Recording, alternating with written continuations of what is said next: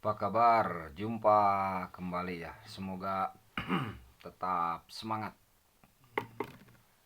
Kali ini membahas khodam monyet dan pesugihan monyet putih. Jadi ada yang mengambil khodam monyet, ada yang dinamakan juga pesugihan monyet putih. Apakah itu dua hal yang berbeda? Tentunya berbeda ya. Khodam monyet dan pesugihan monyet putih itu berbeda.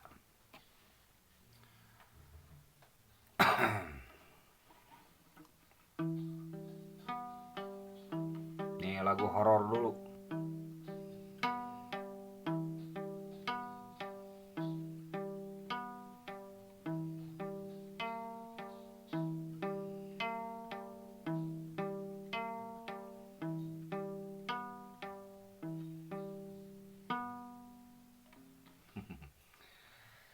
Musik horor dulu ya. Jadi kalau pesugihan itu biasanya tanda petik ya, image-nya tuh negatif lah, negatif. Kalau khodam itu enggak ya. Kalau khodam itu enggak. Image-nya tuh positif begitu kalau khodam. Kalau pesugihan itu biasanya image-nya tuh negatif lah. Oh enggak juga, ya enggak apa-apa gitu ya, enggak juga.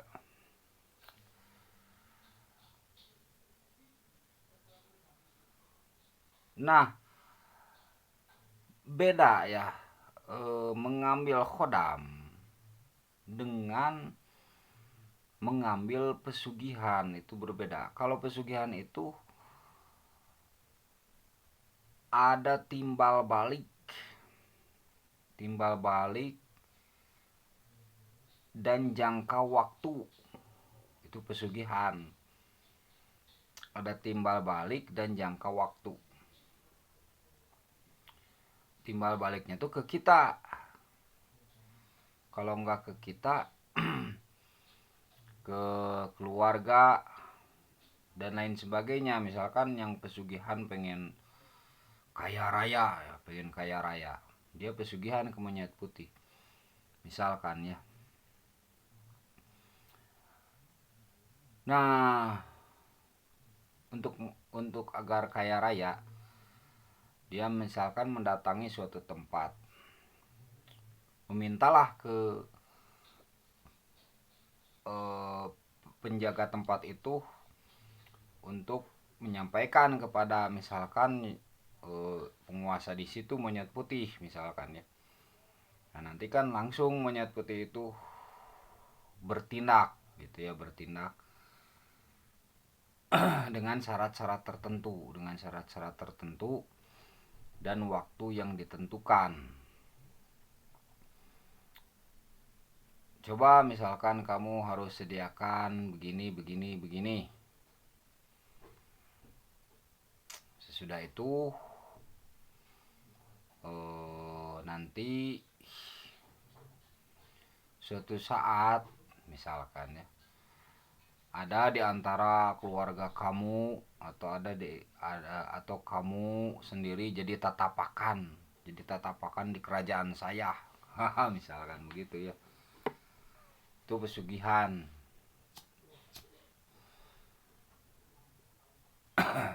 Jadi biasanya kan ditujukan untuk kaya raya ya. Jadi kalau yang misalkan buka toko pengen pengen banyak yang beli, nah itu cara monyet putih membantunya itu, kalau yang buka toko ya, jadi dirau gitu lah.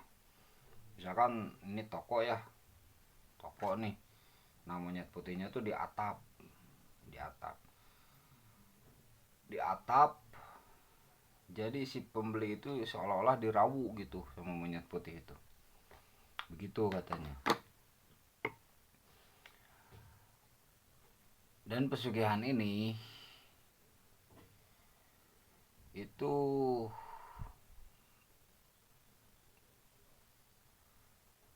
memakan biaya juga ya, memakan biaya. Jadi lumayan biayanya itu pesugihan itu, nggak gratis ya, nggak gratis. Karena untuk beli ritualnya juga kan. Dan jarang ya untuk pesugihan itu seperti puasa itu jarang. Kalau khodam kan untuk mengambilnya pengen punya khodam dari suatu mantra atau dari suatu doa, dari suatu bacaan. Itu rata-rata puasa, walaupun ada yang tidak dipuasai ya. Ada yang tidak dipuasai. Misalkan sekedar membaca mantranya sekian kali. Nah, jadi kalau khodam itu diikat, khodamnya tuh istilahnya gitu. Si khodam itu diikat sehingga tunduk patuh kepada yang membacakan mantra itu, karena dari bacaan itu adalah untuk benteng bagi si pembaca dan untuk mengikatnya, untuk mengikat khodam tersebut. Kalau pesugihan enggak. Jadi kalau pesugihan lah istilahnya sifatnya eksternal. Jadi kalau pesugihan si yang di apa tuh, ya misalkan si monyet putihnya lah, monyet putihnya itu di luar apa tuh kemampuan kita untuk mengontrolnya. Kalau khodam itu masih dalam kemampuan kita gitu, maksud dalam kemampuan tuh jadi dari mantra itu ada untuk menundukkannya gitu. Nah kalau pesugihan itu enggak gitu. Kalau pesugihan itu enggak. Jadi pesugihan itu suatu saat mungkin itu bisa bisa ngarah itu. Misalkan si monyet putihnya yang ngarah misalkan, atau nagih janji. Nah kalau kalau khodam enggak gitu. Khodam enggak nagih janji. Jadi jarang cerita khodam itu nagih janji, jarang. Kalau pesugihan kan banyak cerita-cerita. Maksud waktu, maksud saya tadi waktu itu ada waktunya itu nanti ditagih janji. Ya di dunia gitu. Itu pesugihan ditagih janji. Nah, kalau khodam itu enggak ada cerita yang saya dengar itu nagih janji enggak. Jadi beda gitu ya. Mengambil bantuan khodam dengan mengambil bantuan pesugihan.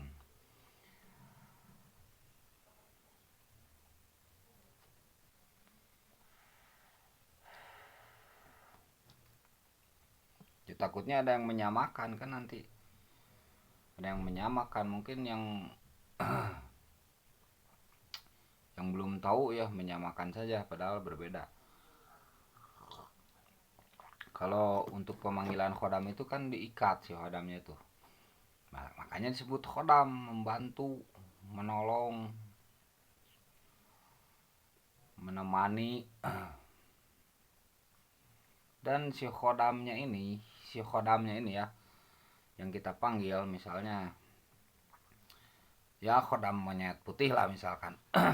Yaitu kalau sudah taat ke kita satu, kita ya sudah kita gitu tuannya tuh kita, nggak akan ke yang lain gitu. Jarang misalkan cerita ke yang lain itu. Kalau monyet putih kan misalkan itu kan siapa saja misalkan ya, misalkan di sini ada kerajaan monyet misalkan ya, kerajaan monyet. Nah ini monyet putih ada si A, si B yang melakukan pesugihan, si C, si D, si E, si F. Nah berarti bisa kemana saja kan, bisa kemana saja. Jadi gimana si monyet putih ini gitu. Kalau khodam kan mengambil khodam enggak. Kalau khodam udah satu itu, yang baca mantra ke situ ya ke situ. Nanti gimana kalau ada yang membaca mantra yang sama? Misalkan satu mantra di satu zaman, misalkan ya di satu zaman itu eh, ada yang sama membaca sumpahnya itu.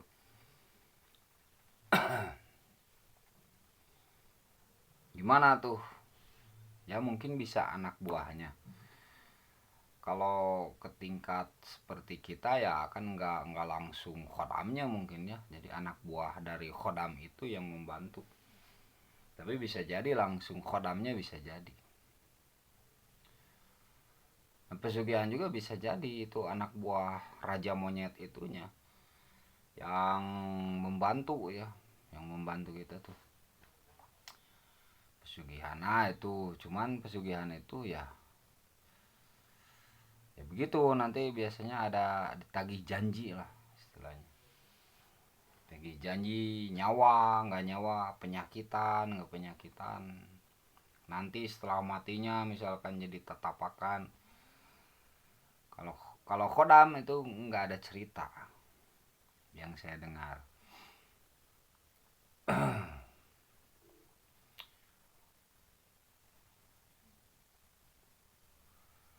Nah itu ya, sehat selalu.